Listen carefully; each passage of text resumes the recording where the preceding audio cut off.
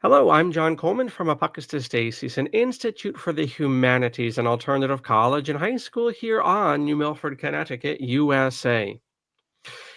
Here we are broadcasting live thanks to your generosity and recording on show, believe it or not, 245 of A Conversation With. Today we have David James Rodriguez, and we're going to be talking about the Valor Academy and homeschooling and alternative education and all sorts of things we're going to get into. No doubt, David's work with the late John Gatto, and who knows where we'll go in the time ahead. Before David introduces himself, just one word concerning Apocustis Stacey's. And that is later in this month of broadcast, later in this month of June, we're going to have Janice Barcello, and she's going to present in a webinar for several hours on ultrasound and autism and the connection she has palpitated between these 2 points. And this is an angle of the tribulation of autism that many people have not considered, the ultrasound connection. Well, Janice is going to show up with the receipts, as they say, and she's going to bring us up to date, not only on the causes of autism, or at least one possible cause, but also its prevention. So you can check out that on our main site as well as Janice's sub-site. Now, here we get into the meat of the matter. We have indeed David Rodriguez, and I suppose, David, the first thing of all is welcome, welcome, welcome. Hey, Where are you? And we'll go from there. yes, I am on planet Earth, but specifically in Northern California, near Redding. And what weather do you have there? I always like to start with these. They sound mundane, but actually, it's quite interesting. Some of the answers. What type of weather do you have there right now? Redding is over 100 degrees, and it's, I think, the second hottest city in the country, allegedly. But it's very sunny. It's got a unique place at the top of the valley in California before you get into the mountains. And yeah, very hot and a lot of swimming and outdoor activities for the people. So it's a great place to be. Is it consistently ranked amongst the hottest cities, or is that just as of this broadcast? Nope, nope. It's yeah, consistently ranked top cities just because it's at the top of the California Valley, so the heat gets over the mountain. I don't know the science behind it, but there's some science why it's 100 degrees often in summer, sometimes 110, 115. So you got to go jump in the lake sometimes.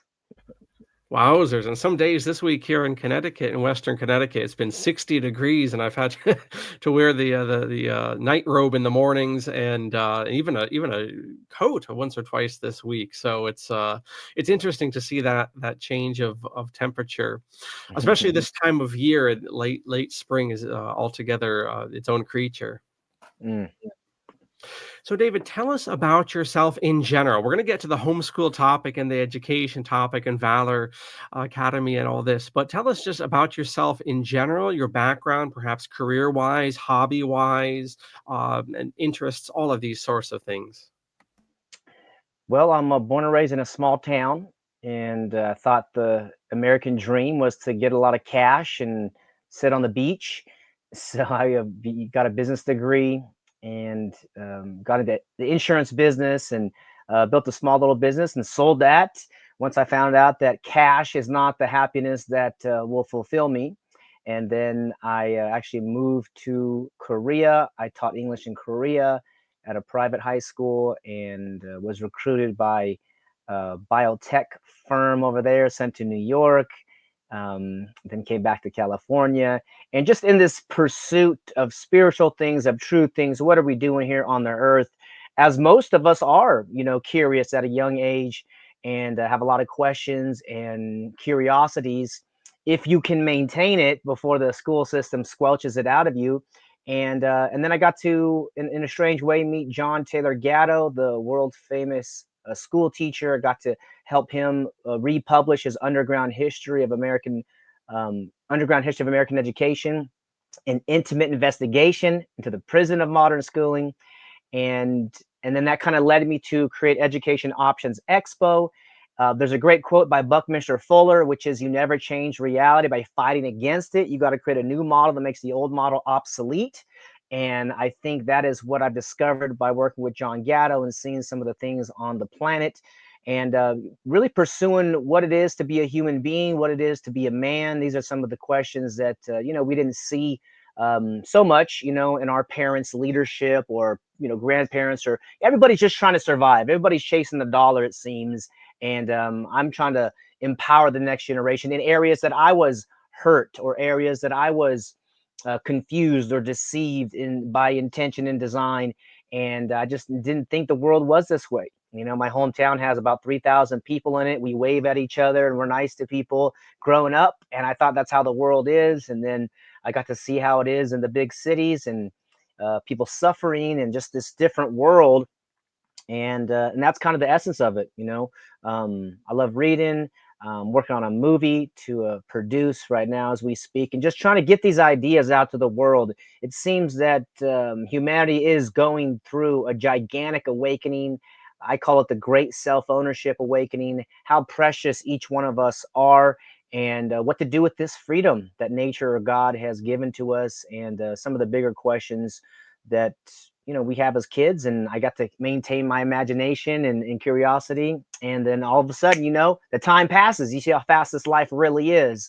So I want to give back for the next generation and create something I call intergenerational freedom, or something that the natives thought about 7 generations from now, and how to plant seeds and plant trees that we might not be able to benefit, or sit under the shade of these trees, thinking long term, just because certainly the unrighteous ones are thinking long term. So I think the righteous and moral and freedom lovers would be wise to pursue some intergenerational impact. And I'm sure that's what you're doing there at your institute as well. Great, thank you for that, David. And we'll get to some of these points. You gave some great leads that we can develop here. But you mentioned just in the introduction level of things that you like reading. So, what is it that you like reading? What type of books do normally end up in your hands there? Everything empowering that I can find. Um, I like poetry. I like success books. I like biographies. Um, People that can communicate well in language is also very exciting. People that have accomplished things. People that have pursued the truth without dogma, I think, is a great avenue to pursue as well. I was raised pretty heavily Christian, but now I'm just believing we're all sons and daughters of the Creator, whatever that is. There's more of a mystery for me now. So spiritual books, um, yeah, all those things that would empower somebody, mentorship type books. Biographies are some of the best, or autobiographies, to understand someone's mindset and mentality, is someone that you think is far away, and then you actually talk with someone, or you read their book and they're like, oh, they're just like me, you know.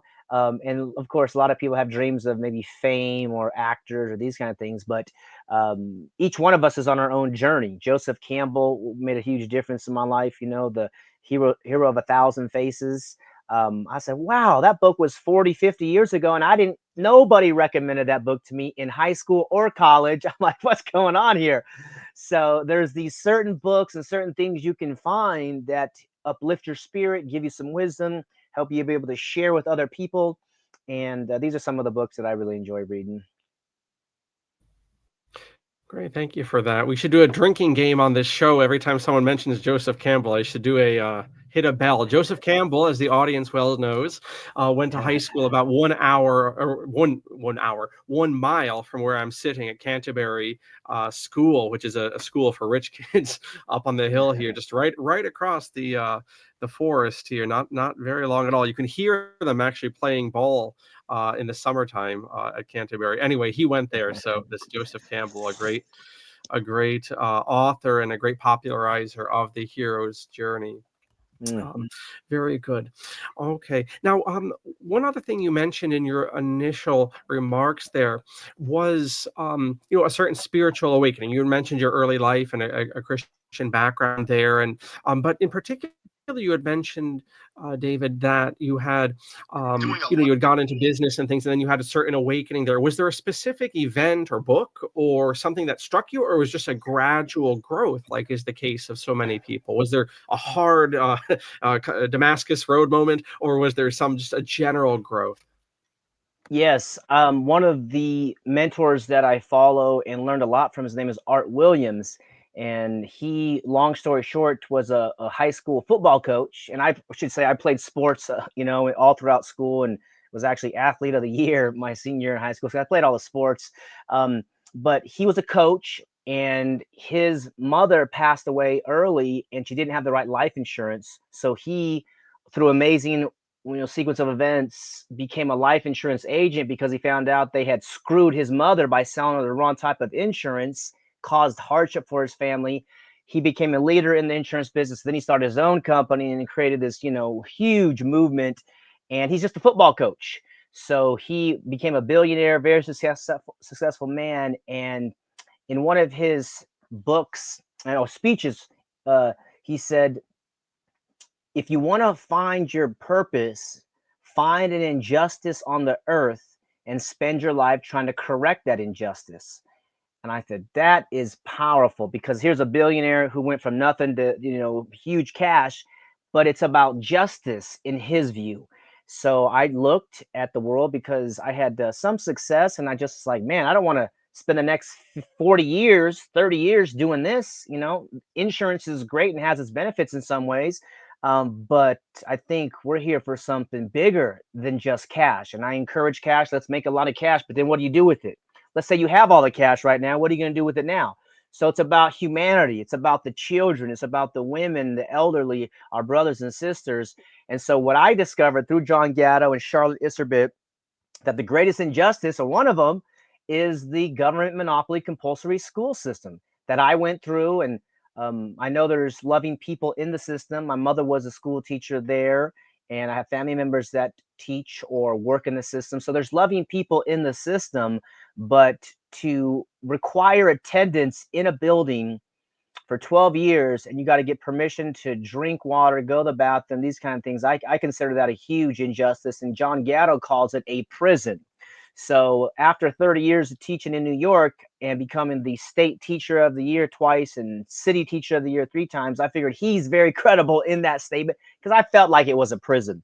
And so that's kind of the influence for me, is seeing other people who came from a small town or had nothing, and they become successful, and then it comes back to humanity. It comes back to passing it on to the children. And I was just wondering, where are the moral leaders on the earth? Where are the people that are standing up for us, the children? And I heard Dr. Peter Gray say this in New York a few years ago now. He said the children rights movement is just as significant now as the human civil rights movement back in the 60s.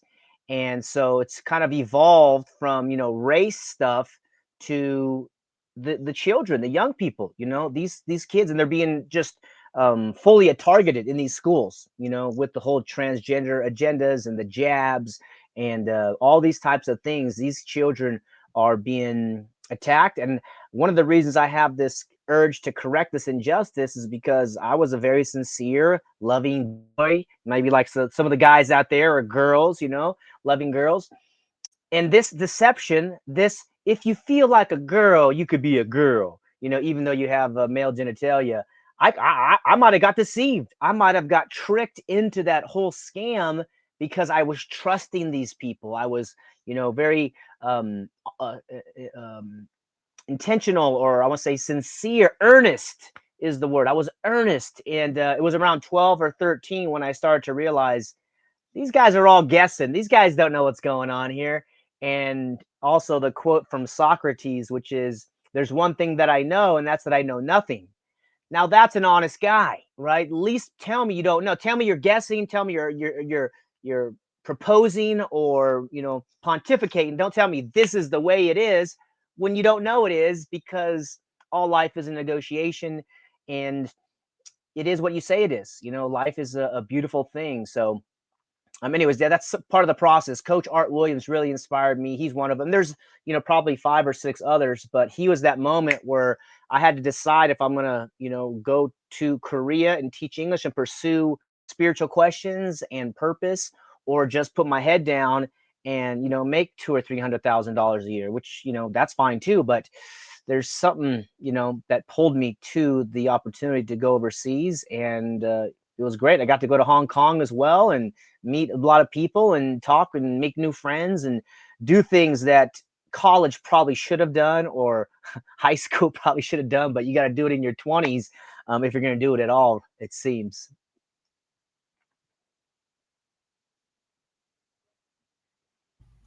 Great, thank you for that. I think we had just a little hiccup there on the text, so very good. And you got to go to Hong Kong before the CCP took it over a couple of years ago, I take it. Yes, that's It right. fell under the yoke of G there.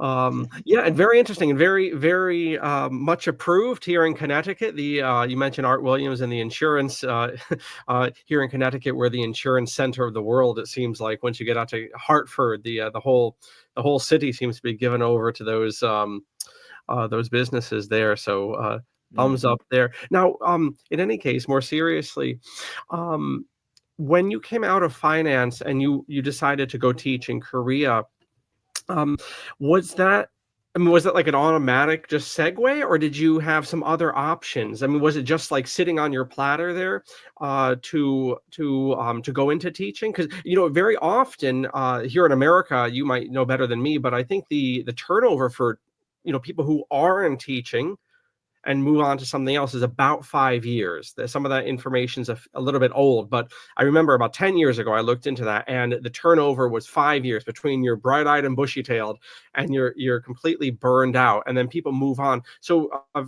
2 questions again.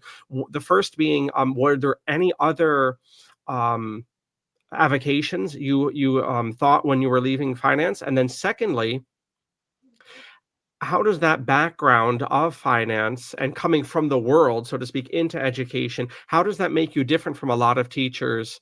Now I know now you've moved into homeschooling and that neck of the woods, but how does that make your skills different than a lot of teachers who don't have a background? They come from school right into school and then they move on. Yeah.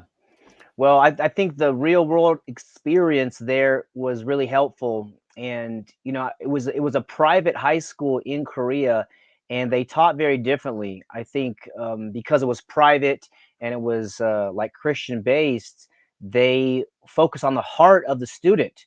So of course they had books and some curriculum, but they really emphasize teach to the heart of the student, and use your heart. And this is a very compelling perspective that I never heard, because that's seems to be what life is about. Life is about your heart, my heart. Let's connect, let's grow, let's do things, let's serve other people that might have pain in their heart, and let's grow. We have physical bodies, but there's a um I think, again, back to the spiritual part, or the invisible self, or whatever, the higher self. Anybody wants to call it whatever you want, but there is this invisible spiritual part, I think, where we are, and our bodies age, and skin gets saggy, and all these wrinkles and stuff. But I still feel like a teenager. I still feel strong and energetic and these kind of things. So that's kind of the insight there. And then, yeah, having that few years of real world experience after I'd had graduated college was great, because it gives you time after you get the piece of paper, right? The business degree that nobody ever asked to see, that nobody ever asked my GPA, nobody cared except for my grandpa and parents, who showed up, and they were so happy and proud of me, that's fun. But $50,000 in 5 years, maybe not the best investment, and that was almost 2 decades ago. So um, yeah, that's what I'm thinking about, is to have some experience and then go into education. And then in the insurance business, you have to get a license to sell insurance. I was selling to small businesses, and you take a state exam to get a license, but then when you actually go practice insurance in the real world, nothing from the exam, or I should say 1% of the exam, actually applies in the real world. And I saw that. I also in my career, I did home inspections when I was in the Bay Area, so I got a home inspection license as well. You know, I was in some kind of like pest control business and these kind of things. And it was the same thing. You have a test to get a license, and then you have the real world experience that has almost nothing to do what you learn. And so I'm starting to see the correlations and um, the adulteration of education and what you're supposed to do and what is actually happening in the real world. And so this is where I started to pursue truth and reality for myself, which is based on your own personal experience, based on your own desires, your own goals, dreams, these kind of things, because everybody else is on their own journey. And what John Gatto mentioned to me is that an education should be as unique as your fingerprints. So if you look at your fingerprints, man, I'm one of 8 billion, just like you and every listener right now. You're very unique. So an education, a life, I should say a meaningful life, it doesn't come out of a box, out of a cookie cutter thing. What you want to do is learn from these other heroes or inspirations or examples in life, in history, and then you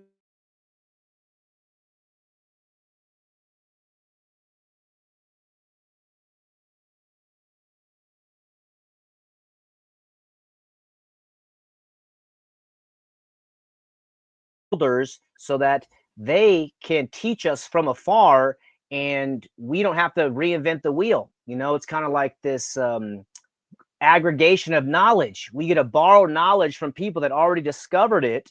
And Isaac Newton had a great quote. I don't know if it's a sincere quote or an apocryphal story. He was being interviewed by a reporter, a young reporter, and he said, Dr. Newton, you have made so many discoveries that are helping humanity and will help humanity for hundreds of years. And he said, how did you make so many discoveries? And he said, by thinking of nothing else. I said, that is powerful. So what we focus on, what we think of, and what we want to create, we can if we put our attention to it. And I think that's more relevant than ever because these devices are great devices, but they're also distraction devices too. And I don't know if Art Williams taught me, maybe it was Eric Worre, but he said all distractions are equal. So you have a goal, you have a dream, you are being called to focus on that. Do not be distracted by all these silver shiny things that want to pull your attention. Focus on that. And this is, again, some of the things that should have been taught to me, but I had to, borrow from everybody else, just like everybody else. And so that's what I try to do in my school and my consulting is really be honest and sincere. Say, here's what my experience is and how it applies to reality versus what we're supposed to do or what we have to do or think we're obligated. No, no, no. This is your life. You get to choose. You get to pursue whatever you want in this experience as you don't hurt anybody and you respect, their property and uphold your contracts. Do whatever you want. It's very important that you understand how free you are and how important this freedom actually is. Great. Thank you for that there, David. So we've used a few times, and we're going to talk more about this in particular, this idea of homeschooling. So that might mean any number of things. And in fact, it's quite bewildering, the diversity of what might fall under the umbrella of homeschooling. I did a lot of my initial legwork about 10 years ago or so, and then during the COVID time, I dusted off some of my lines of thought, and then road schooling and all sorts of other hyphenated schooling. So when you are using homeschooling, what is, in a general ballpark, what do you have in mind? Yeah, great question. It's important we understand the words that we're using because homeschooling means different things to different people. My definition of homeschooling is when a leader creates an atmosphere when personalized learning can occur. So the leader is you, mom or dad, or if you have a consultant teacher, you're creating an atmosphere for to benefit the child and what they want to learn, or maybe you want to inspire them or encourage them, but you're creating the atmosphere. What kind of atmosphere do you create? In an atmosphere of safety, an atmosphere of trust, an atmosphere where mistakes are welcome, an atmosphere where questions are good and you welcome curiosity And this seems to be the future. Also, for my school, the two concepts is that the world is the classroom, and anything and anybody you can learn from can be a teacher. So these are some like bedrock principles that I stand on that have empowered me and helped me kind of look through the foray of deception, or as Gatto says, education and schooling are so far from each other. They're like east and west. They have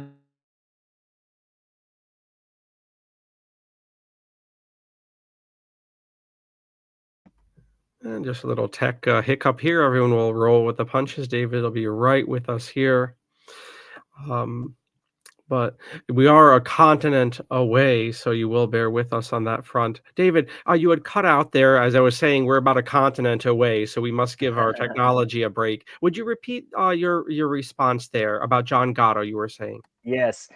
John Gatto said the distance from an education and a schooling is so far, it's like as far as east and west. And he had a definition of education, but I kind of built on it to clarify it for myself. So, mothers and fathers, what you're looking for in an education. An education is what you do to yourself to create a good life. A schooling is what somebody else does to you to benefit their agenda. So an education is what you do to yourself versus a schooling was what somebody else does to you. And that's what I thought. You memorize stuff, regurgitate stuff on the test, and then you get a pat on the head and they say, great, you're smart, you're gifted and talented, or you're on the honor roll, or whatever label they want to give. But that's not what a real education is. That's a schooling. The schooling is to benefit the state. That's why attendance is mandatory.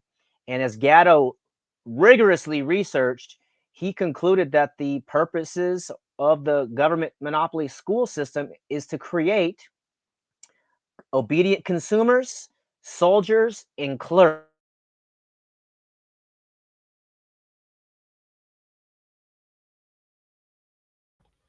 Another tech hiccup there, quoting from John Gatto. And we'll find out about how David got in touch with John Gatto soon enough. That was certainly one of the big influences on me as well. John Gatto probably is best known for the underground history of American education. Um, a different kind of teacher, I think, was a memoir of his, and there were a few others as well. And of course, the um, he did a lengthy series with Tragedy and Hope, which can still be found online. Sorry, David, you had cut out, and we're just going to roll with the punches there. So not a problem at all. You had mentioned John Gatto had said the modern education system was made for soldiers, clerks, and could you take it from there? Yeah, and consumers. And then you look at it, you look at the school system itself, and that's exactly what it looks like, right? Because if one of the purposes of an education is to learn to think for yourself, you have a mind, but regurgitation and memorization by rote obedience actually programs us to follow whatever the television is telling us, whatever the celebrities, the pundits on the news channel is telling us. And I could see that and I felt that. I just didn't have the language and I didn't have the instructor to help me understand these things about the school system. So he started connecting these dots, and I started to see the bigger picture, because with Dr. Ron Paul ran for champion of the Constitution. I said, wow, that's a great thing to say. And then in 2012, it looked like they stole the election from him because he wanted to bring the troops home. He wanted to end the wars. But, without the wars, how is the military industrial complex going to make all the profits? Just if I can interject there, hold that thought. Just for the audience, the election being stolen from Ron Paul, things didn't get squirrely in 2020. During the primaries of 2012, amongst the Republican Party, there were ballots that went missing and whole trucks that went missing during that. So there was a lot of hanky panky with Mr. Paul during that that election, as well as 2008. Anyway, I always like to Yeah. get that in. A lot of people forget that. And by the way, while we're on this, not that we're going to talk about politics too much, don't ever forget it was Fox News that called the 2020 election first. I'm going to shut up on that point. Carry on there, David. Right. So I was like, oh, let's end the wars, end the Federal Reserve banking system, right? So the reason that the prices are going up isn't because things cost more, it's because the dollar is worth less, meaning worth lower amount. It's called purchase power, right? It's inflation. I was like, wow, again, they didn't teach this in my business classes. Although I did have Edward Stringham for one semester at San Jose State University. So he did plant some seeds, but he wasn't as direct as I might have been, speaking about Ludwig von Mises, Murray Rothbard, Lysander Spooner, some of these other guys that really have touched me and inspired me. I was like, man. So, anyways, once I saw that politics is not the way to change the world, and I attended some events, some transformational events as well, it basically comes down to the man in the mirror. And that is the biggest challenge, right? Like, oh man, we have to address ourselves and lead ourselves. There's a great photo of a sculptor, and he's stuck in stone. Half of his body is stuck in the stone, and then the other, his upper body is very muscular, and he has like the chisel and the hammer, and he's like chiseling himself out of the stone. That's what an education is like, in my view. So we're trying to get ourselves unlocked of the limiting mindset, of the childlike fears, all these things, the monsters under the bed, or the, monsters in the closet, all these boogeymen, and become the warrior, king, champion, poet, lover, philosopher, protector.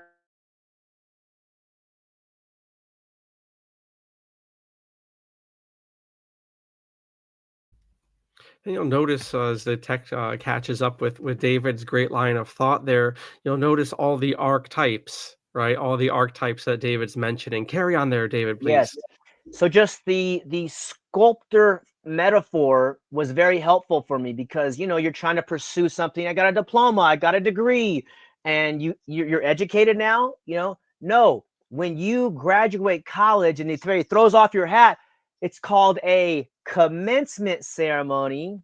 And while everybody's saying I'm finished, no, commence means to begin. You're beginning your lifelong education in theory. Although I have heard some very sad statistic that 50% of high school graduates never read another book in their entire life. I said, oh, Lord, that is not good news.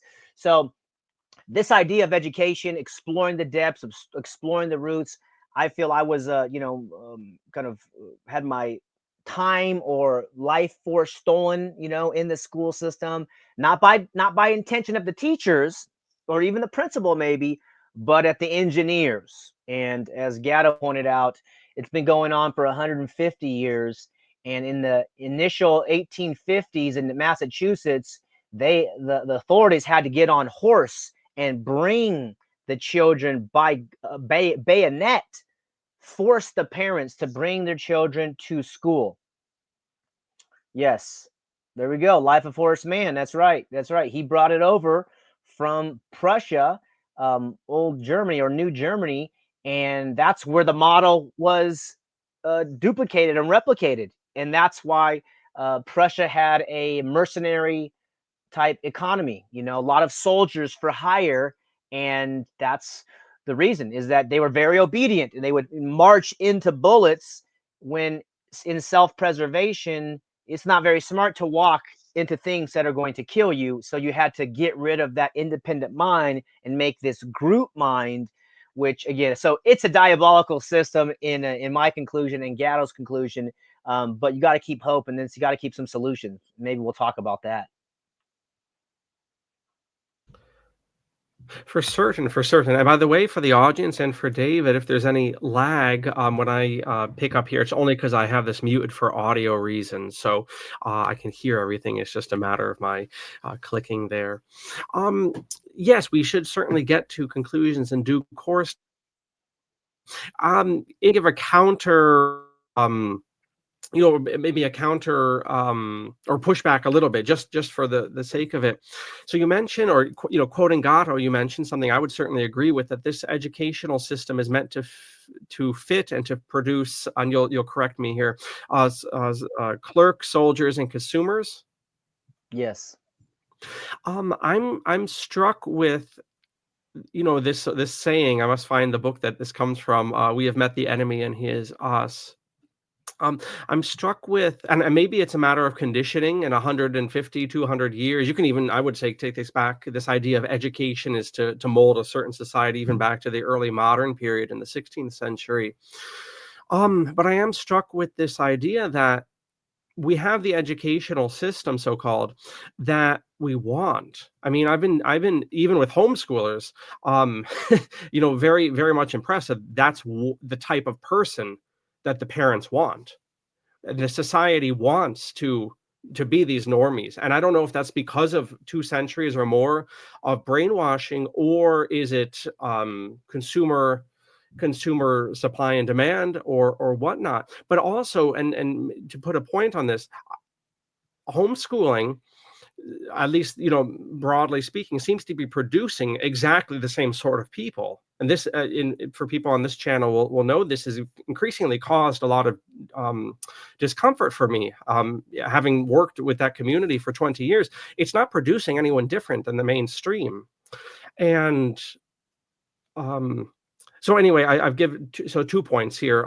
One is it simply agenda that's imposed to produce consumer soldiers and clerks, or is it because that's what we want, and maybe that's a lack of spiritual vision? And then secondly, do you perceive, palpitate, what I would see is this deficiency in so-called alternative education, which evidently is producing exactly the same people that the public schools are putting out?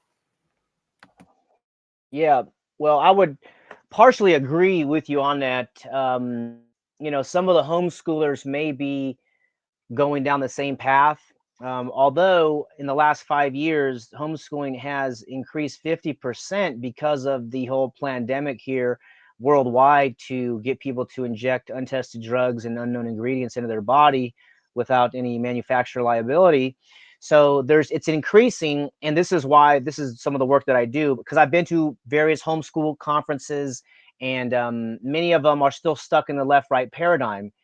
They don't have a moral code. They don't have a compass to guide their actions. So some of them, not many homeschoolers join the military. I know they can if they want, but many of them are going into the system. And I mean, if you're from rural areas, going to the city is very exciting. Having a successful career, and this is, I think, where the moral conversation arises. I must have been a junior in college when I finally heard about like a moral compass, but it wasn't even explored that much. I think Immanuel Kant was covered, but it was like one class, one philosophy class. But by that time, I had to go out and work and make money. I didn't got time to think about right or wrong. I got to eat, man. I got to pay the bills. And I think that's what perpetuates the system, is the habits that mothers, grandfathers, grandparents pass down to their kids unknowingly and unwittingly. There's a great story that I talk about. There's a young daughter, and they're cooking a ham for Christmas. And mom tells the daughter, "Hey, honey, be sure you cut off the ends of the ham." And the daughter says, "Okay." But she says, "Mom, why do we have to cut the ends of the ham off?" And she says, "I don't know. Go ask your grandma." So the little girl goes and talks with grandma and asks grandma, "Grandma, why do we got to cut the ends off of the hams?" And grandma says, "Oh, when I was a girl, the oven that we would cook the ham in was so small, we had to cut the ends of the ham off to fit it in the oven." So I was like, so the mom is just repeating what grandma did, but what grandma didn't communicate it, and mom didn't ask about it. And so it takes the curiosity of the young daughter to come and question these old traditions. And that's what's happening now. Gatto is one of the key components, but Gatto inspired many people, including Robert Kiyosaki, Seth Godin, Dr. Christiane Northrup, Howard Zinn, and a lot of people really were touched by Gatto's writing because he was the most credible school teacher in the country, and he used that platform to go out and share what his experience was and his research was, not what the mainstream corporations and governments and advertisers are telling them. Because truthfully, the school system is around $700 billion. Some say over $1 billion if you include special education, but we're dealing with big money. 3 million school teachers nationwide are members of the National Education Association, the largest political lobby. So it's a very large political force. It's a large financial force. If you sell stuff to schools, the architects, the supplies, the books, the food, the uniforms, the machines, the all of it, you love the school system. It's a big business. So this is why the system is stuck where it is. And then the homeschoolers, I think, are shining stars. You know, many colleges now prefer homeschoolers because of their commitment to finish the degree instead of many public school graduates who waste seats and come for, one semester or 1 year and then quit. So homeschoolers in that way are more welcome at these universities. I can't remember the second question about alternative schools. If you wanted to clarify that one more time. Sure. Just my observation in my little pond, so to speak, all these years is that this alternative education, so called, seems to be producing the same people. In fact, the very metric you used, which is often used, and I'm not saying this to gainsay you, but the mainstream colleges want homeschoolers. This would seem to buttress this conclusion that we chafe at the idea that modern education, so called, is meant to produce the clerks, the consumers, and the soldiers. And we just say these broadly, the institutes of the system. Forget about actual clerks or soldiers or consumers. But it seems that homeschooling, to put a cherry on top, it seems that homeschooling is producing the exact same sorts of people. And I don't know if you Got it. have the same appraisal or not, or any thoughts on the matter. Well, it's case by case, and so in my world, even like I talk about phases of homeschooling. First, you have the school at home where they duplicate the school system at home, right? You get the whiteboard, and mom and dad think they got to be the teacher, and then they're like, "Man, that's hard," and my child's not really excited by it. And then they have to de-school, which de-school is to unlearn and release all the stress, release all the tension that your child got at school. I say it's like a bottle of soda that you shake up. Before you can drink it, you have to open it and let the pressure release. And the rule of thumb that I use is that for every year your child's in a compulsory learning environment, you want to give them a month of total freedom to get back to themselves, back to homeostasis, who they were before they entered the school system at 5 or 6 years old. They're full of life, they're full of joy, full of enthusiasm and joy. And then you get the homeschooling, which I gave the definition. The leader creates an atmosphere where personalized learning can occur. And then the apex of learning I call is self-directed learning. Some people call it homeschooling or unschooling. Some people call it natural learning. Some people call it child-led learning. Whatever you call it, I call it self-directed learning, which is what you and I are doing now. We listen to shows, we listen to podcasts, we read, not for grades, not for degrees, not for pats on the head anymore. We pursue learning because learning is its own reward. And I think that is the apex of this endeavor of education.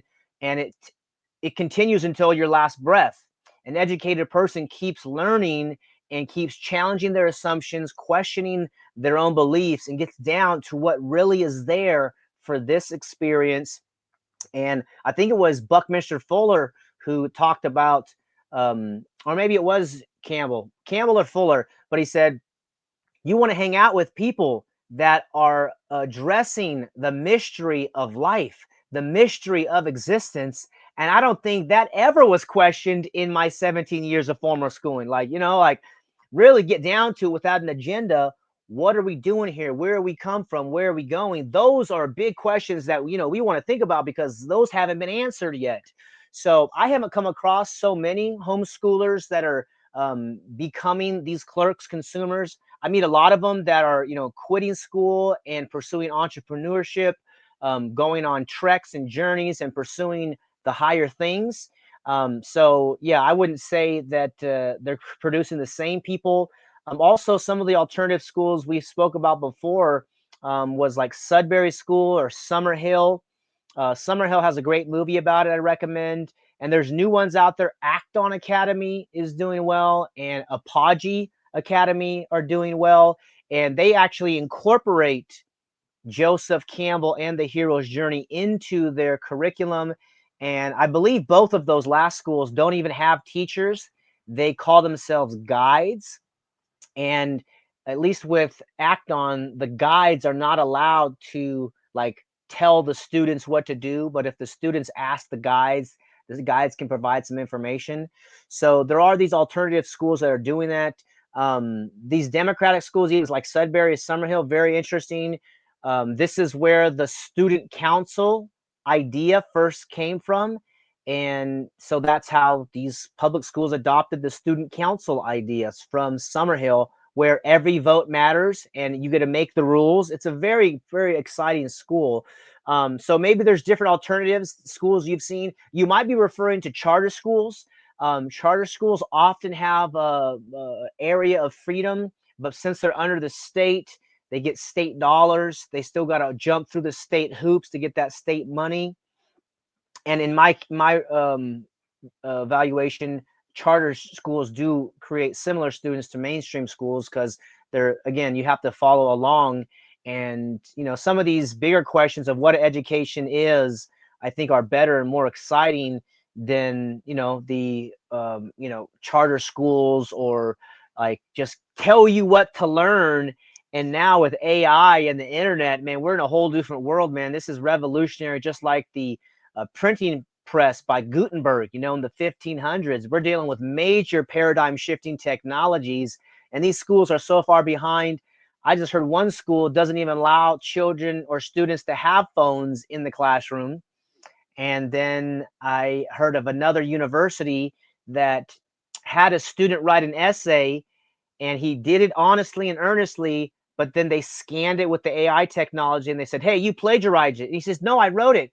So then they made him write the essay again in class so that they could check on him, make sure he's not plagiarizing it. He wrote it in front of the teacher, the professor.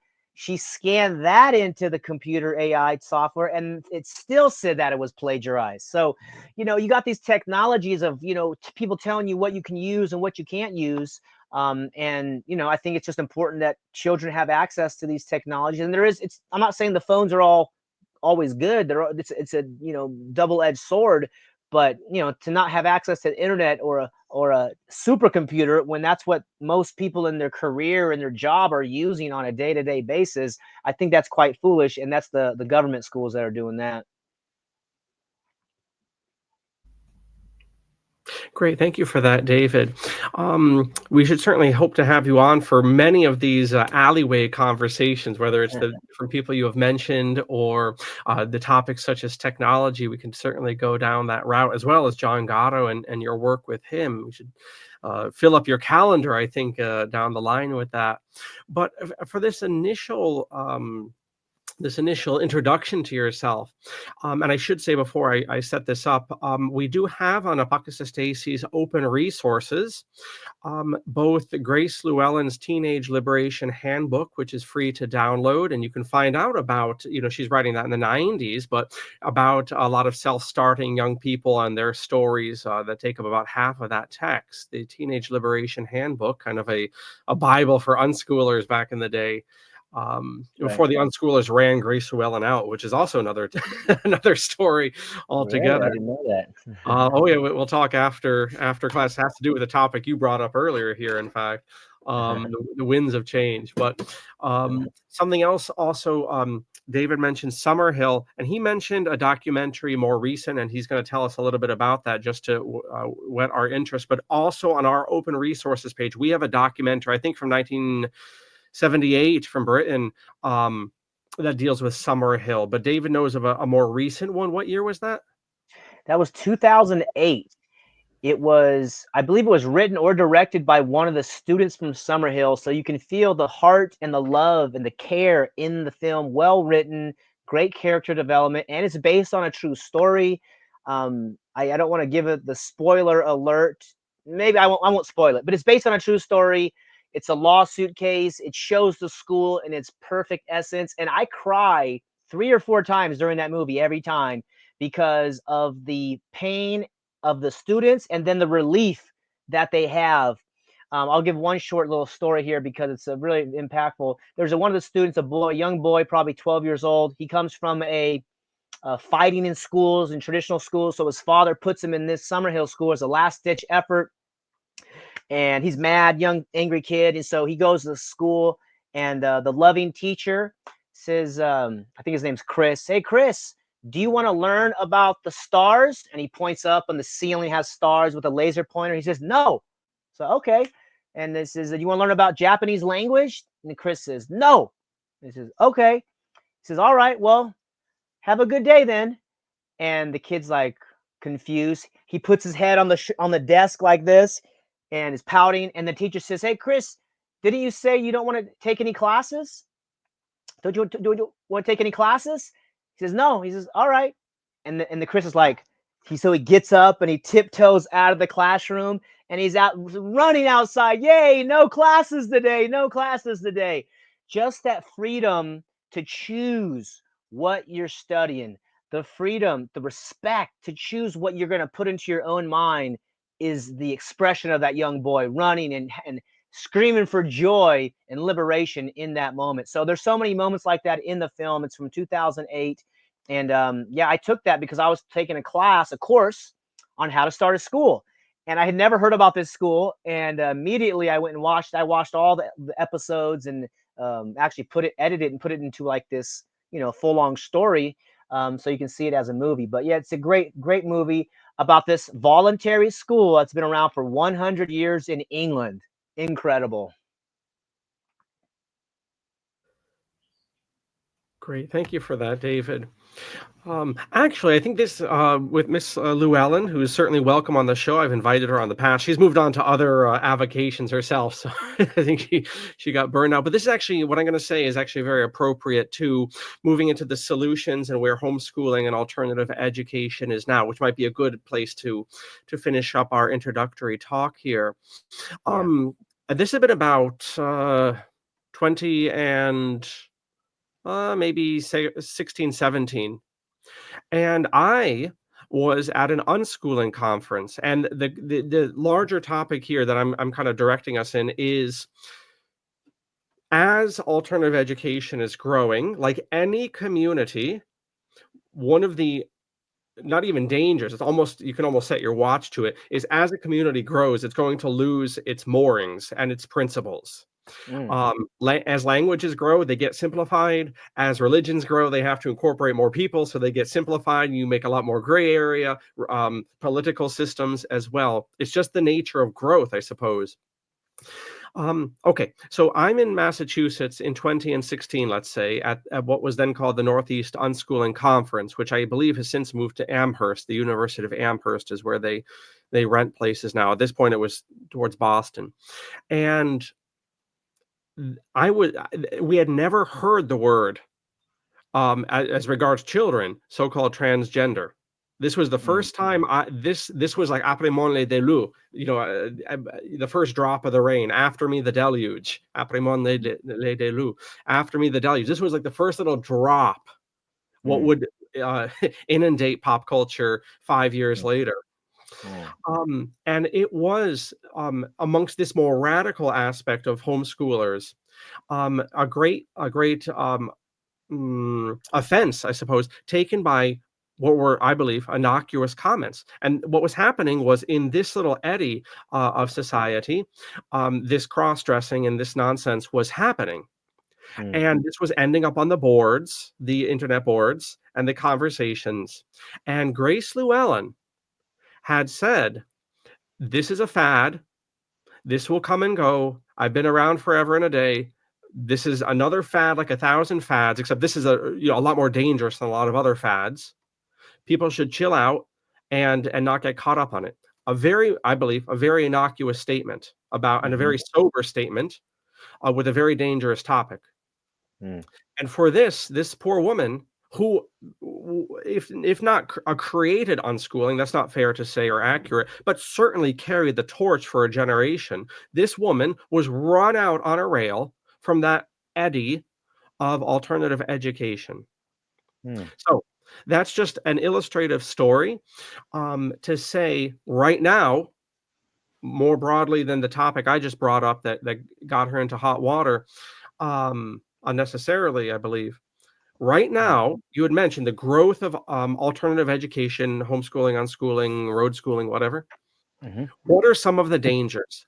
Here's my question, right? What, as this community grows, as larger segments of the population see in their own ways problems with the mainstream public schools and private schools, what are the dangers of within the alternative education homeschooling community, David?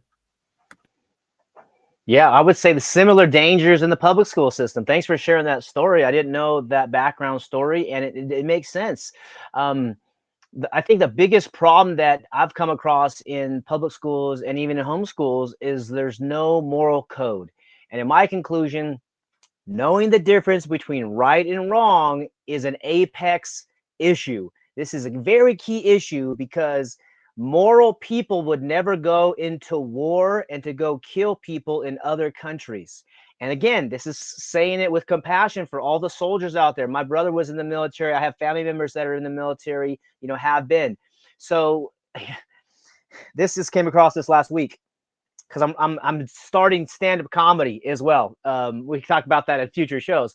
But the dichotomy or the paradox of we are all against war, killing people is wrong, but then support the soldiers, right? So it's like the soldiers are the one who carry out war. So it's a delicate issue because these are our family members. However, at some point, a line has to be drawn, and I think that's what the moral conversation is. It's not okay to kill innocent people. Definitely not women and children, and even men. Stop killing people. Killing people is not a solution. And I want to share another story that I learned from Dale Brown in Detroit, Michigan, because he has a private security firm, and he doesn't call it that, but he calls it a threat management center.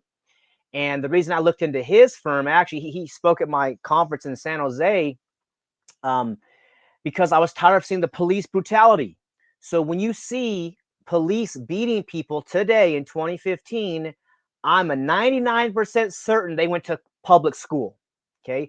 I don't think homeschoolers are joining the military or the police force. If they do, it's kind of like a short term stint when they realize, hey, this is not the position for me, like 5 years for school teachers. Moral people generally don't stay in these oppressive careers because they got to sleep at night. They actually have self esteem, they actually have a moral code of some kind. And other people that stay in these careers have sold their morality for money. And I understand, right? We all like money, but at some point, if your job requires you to harm peaceful people, you must quit your job because you're actually the problem. Even if you have a $150,000 a year job, your conscience doesn't feel good about it. And right from wrong. Hurting peaceful people is wrong. So anyways, back to Dale Brown. Dale Brown has this private voluntary security firm, and he's the one who helped me understand that it's not the person that is the problem, it is the violence that is the problem. So he's like, this guy tried to beat me up 20 years ago, but then I saw him on the street and I didn't, have vengeance on him. I wasn't mad at him because he was no longer being violent. So it's not the person, it's your actions, it's the violence that you commit. And this is basic knowledge. This is, been studied for many years, hundreds of years, dare I say thousands of years, but they just didn't include this in the curriculum. So I would say the dangers of homeschooling or the dangers of alternative schooling is to forget the moral conversation and begin to focus on academics. Also, you can also, like as I mentioned, you can replicate the school system at home, right? You can train your son or daughter to sit there, or your classroom, sit there and wait for me, the teacher who's going to come teach you. No, As I stated with my school, a teacher is anything you can learn from. And Gatto had some very clear messaging on education or being an educator. He didn't call himself an educator because he says, I can't educate you. I can teach you, but you must educate yourself. So he didn't like the word educator. And so I thought about that. I said, wow, that's pretty powerful because I agree, right? Our job is to create the environment. And as Pablo Picasso said, every child's a born artist. And as Fuller said, every child's a born genius. So it's already there. You're already wonderful and amazing as a child. So now it's just a matter of what do you want to use this amazing, wonderful power for? What do you want to use it for? And the military industrial complex and all these complexes have decided to use the school system as a molder and a shaper of children. And Elwood P. Cubberley said that I think in 1932 or 1922, somewhere around there. But he said that's what the school system was for, to shape the children for industry and the state. And that's, 100 years ago now. So again, teach morality to your homeschoolers, teach morality to your alternative schoolers, and begin to have this conversation. I think the future is about voluntary relationships. There's a concept of voluntarism, which I'm really attracted to, and I think that is the future. Because aren't you, listener, tired of seeing war? Aren't you tired of seeing these types of violence and um, harming of peaceful people? Dale Brown also taught me killing people is not a solution. Yes, if somebody breaks into your house, with a weapon, you're morally and legally, lawfully allowed to terminate their life. But that's not going to help that situation. Of course, if they're coming at you, you're right to harm you, you could justify that. But if they're just breaking in to steal a stereo, that person has a family. So when you take human life, it creates more problems. And this is where another conversation we'll have that again. But the point is that it's the action that is the thing. And in these homeschools and in these alternative schools, I invite the leaders and the parents to begin speaking about morality, begin speaking about the higher things. Money is not the highest thing. A career is not the highest thing. It's up there, but healthy relationships, harmony between each other, healthy life, peaceful mind, inner peace, inner freedom, inner joy, excitement, enthusiasm, high energy, conflict resolution. These are things which are higher. And as Campbell said, pursuing your bliss, right? This is a beautiful thing. So these types of things, I think, are ways that homeschoolers and alternative schools can avoid the pitfalls, and then to address some of the higher ideals and higher goals and intentions of why you pulled your child out of the mainstream school system, and what you can do in these new alternative and superior options. Great. Thank you for that, David. And before we get to the final question, before some orders of business, and we talk about where we can find your work in Valor Academy and so forth, and we'll one proper final question. But yes, it's interesting. Both the teaching profession and the military profession, so called. I think both of them tend to attract very idealistic people, and both of them tend to burn out very idealistic people in short order because Mm, of the nature of what those industries are about in reality, as opposed to what we have in our heads. Um, and so that there was an interesting point. You bring up both of those in our chit chat, and then I'm also impressed by your call to morality. I can think of a Protestant pastor here in America, and everyone's going on, I want the liberty of 1776. I want the liberty. Give me the freedom of 1776. And this gentleman was saying, well, that's fine, but you need the morality of 1776 too. If you just mm, have liberty and independence without morality, you've made a monster. mm. And I certainly commend you for bringing people to higher ideals, and not just that I'm pissed off at this book is in the public school, or this aspect, or I never liked Horace Mann, he was no good at all, but these much more serious points. And Yeah. I think that's a great a great thing to remind ourselves of, especially as things are growing in the ed field overall, Mm, is really jostling around because of AI and all sorts of things. mm, The absolutely. final proper question is, you mentioned your school there. Is it? I've said a few times, Valor Academy. Is it Academy, in fact? Yes. Okay, very very good, thank you. So why did you choose the word valor? What was it Mm, about this, virtue that mm. impressed you and that you think is worth impressing upon your pupils? Great question. I chose valor for two reasons. One is one of the roots of the word valor is value. And I want parents to know there's a value in your child right now.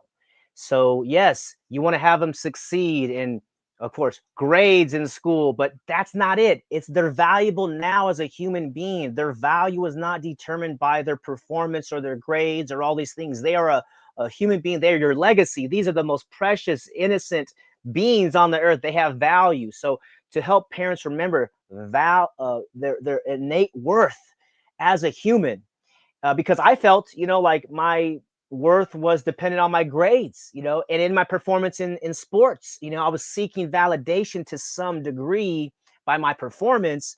But as I learned about unconditional love and agape love and the love from the Greek, right, I'm like, oh, there's different types of love, and self love is one of them. And I didn't have that, so I had to develop that. The second reason I chose valor is because valor, the synonym valor is courage. If you're going to achieve something significant or have a meaningful life or meaningful relationships, it's going to require courage to speak honestly, courage to take action, courage to try and fail. So again, the beautiful question. The word valor has the root word value and courage, and I want my students to know that they are valuable the way they are. It's going to take courage, but they can do it. And I speak like this in my consultations because this is how parents, I think, need to hear it. They need to hear. Now, I'm not a regular principal. I'm like a different type of principal, man. I'm not a different type of teacher. And they need to see this guy, like what John Gatto was for me. I want to be for other people to help them see there's a different angle, there's a different story than the mainstream story that you're hearing. And if they can get these ideas that the world is the classroom and anything you can learn from can be a teacher, those two concepts alone have liberated me and gave me a lot of strength and a lot of courage to move forward. Despite I would go to these homeschool conferences, God bless them all, but they're not talking about morality. And one particular conference, I proposed this speech. They hey, we're a call for speakers. And so I submitted my topic and talk about morality, and it was rejected. And I said, wow. So this entire homeschool conference was rejected, and not all of them are. There's some, I would say, pro freedom ish, pro truth associations out there, but this particular one was a mainstream one, and I said, wow. So not only am I in my own area with the homeschooling, type stuff, but even the morality conversation people don't want to address. I think it is because the money involved. I think it is because the family members involved, and it takes a lot of compassion and a lot of patience to address the programming that we've all been put under. And maybe like you've done a lot of work. I can tell, very intelligent man and great questions. Um, and the people out there listening, I'm sure you guys are very smart too. But on the mass scale, it's a dumbing down, as John Gatto and Charlotte Iserbyt said. It's been deliberate to make people stupid, and that's not just the American thing. They've done it in China and in all these different places, because dumb people are easier to control, and literate, empowered, self-confident, high self-esteem individuals you can't control, because at some point those people will draw a line in the sand and they will fight to the end, for their life, because that's what this country was about. And it's not even the American dream, it's the human dream, and that's freedom, and that's independence, and that's be able to chart your own path and life on your terms. And as Gatto says, you either write your own script in life or you become an unwitting actor in the script of someone else. Excellent, thank you for that. And, in addition to, to what David's saying here, just the general dumbing down of modern pedagogy, which I think has always been in the cards as far as um, the state's use for it. I would say at least since the Second World War. I would say also that this is approved in text since the Nixon administration. After the protest of the 1960s, you actually have memos and things from the newly formed Department of Education, speaking of literally dumbing down the population. We can't have the protest against, in that case, the Vietnam War. And we also Mm, want to put that in the context of other things, such as chemical tranquilizers that are put in the water, mm, things that might be sprayed, to Janice Barcello's presentation at the end of the month, autism and certain agendas behind that, and certain things within the medical industry which deliberately mute the mind and the agency of men and mankind. It's all part of a large control system, um, and we have to keep that in mind. And maybe we'll get a lot more serious about morality when we realize this sort of wickedness that stalks some of these social institutions, like modern education. Beautiful people though there may be within those systems, the agendas of these systems are not so beautiful. So mm. thank you, David, for those points there. I'm going to put Mr. Gingras on the spot here. Sir, do you have any, just an audience participant here, sir, do you have any questions you would like to ask David as we knock off here? If you do, just feel free to unmute and and join in there. And as he considers that invitation, David, where can we find your material?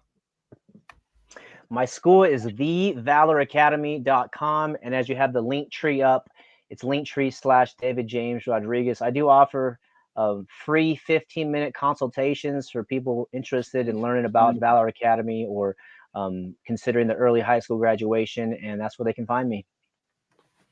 Okay, short and sweet, short and sweet. And then, in particular, at that link tree, you will find education options dot beautiful name gumroad.com, a lot cooler than WordPress. Gumroad, very good, very good. And then again, the link tree that will be put in the description down below for everyone after our recording. And David, this has been a great introduction to your work and to your outlook with education there, and especially that call to excellence, to heroicism, and to valor. So thank you so much for joining us, and we should hope to have you down the line for more nitty gritty topics.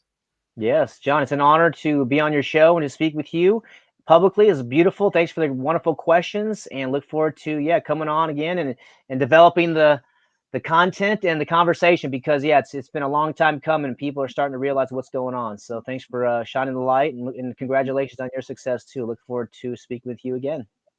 Great. So hang on there, David. And to the audience, thank you for your attention. And do check out David's site, and then you can shimmy over to Apocrystastasis and check out our stuff. So everyone, thanks a lot. And David, hang on here, please.